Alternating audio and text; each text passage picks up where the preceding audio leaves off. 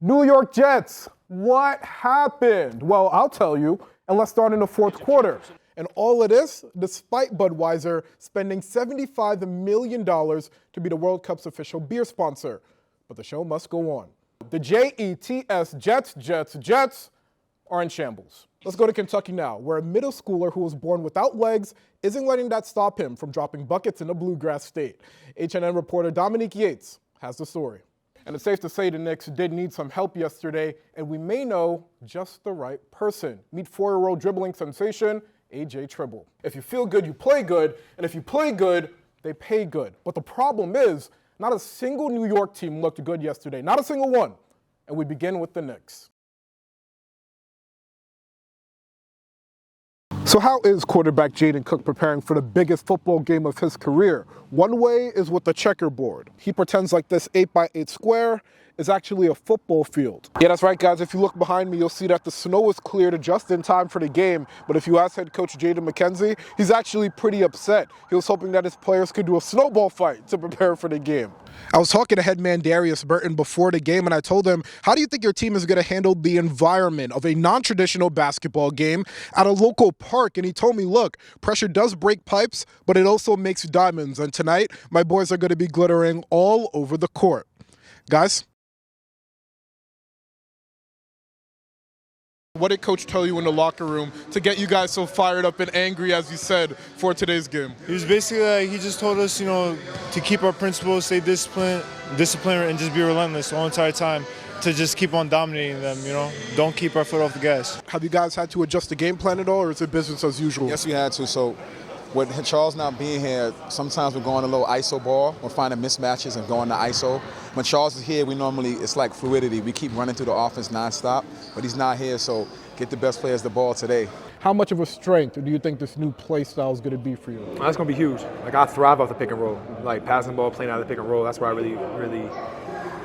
really see the most success at. So being able to implement that style that I've played in since I was 22 for the last 8 years, doing that here, I think it's going to really help out. And I think it's going to be hard to guard too, because a lot of teams don't really see that in America. We know how the tournament ended, no doubt, but can you talk to me about how you felt your team handled the pressure of the Little League World Series? Yeah, they handled it well, and I think for any 12-year-old baseball player, boy or girl, to have the opportunity to go to Williamsport, they are treated like baseball royalty.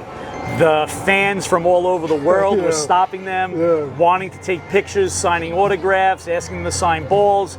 They were trading pins. They were talking with players from Puerto Rico and Japan. They made friends with some of the Honolulu players even before the game. So the entire experience, they handled it well. They were very humble in their wins.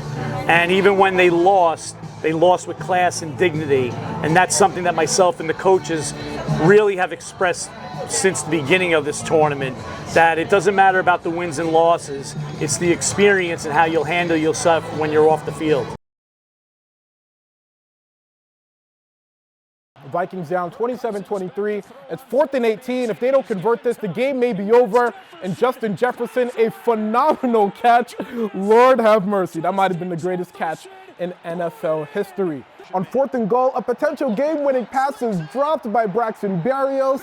And on a last effort, White is picked off by Cameron Bynum. 3rd career INT, giving Minnesota a 27-22 win. Tied up at 3 with 23 seconds to go. Surely, we're going to overtime, right? Oh, wait.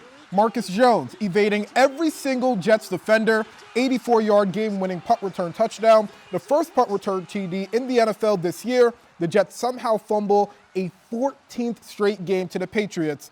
10-3, the final.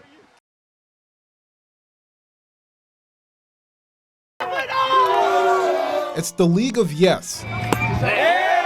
Made to give people of all ages with disabilities a chance to play America's favorite pastime. It's amazing to see the smiles on all of their faces, and the volunteers' faces, and the parents' faces.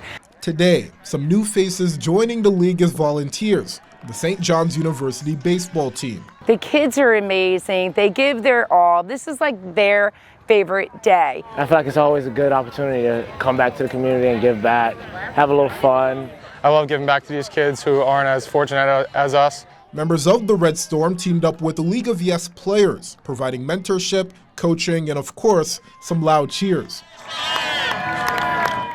It was a great day today to be with the St. John's men's baseball team, just to show what we can do, to show anything is possible. Anything is possible, a message that Noah tells himself every day as he battles cerebral palsy. And by playing in the league, it's showing that we can play with different disabilities.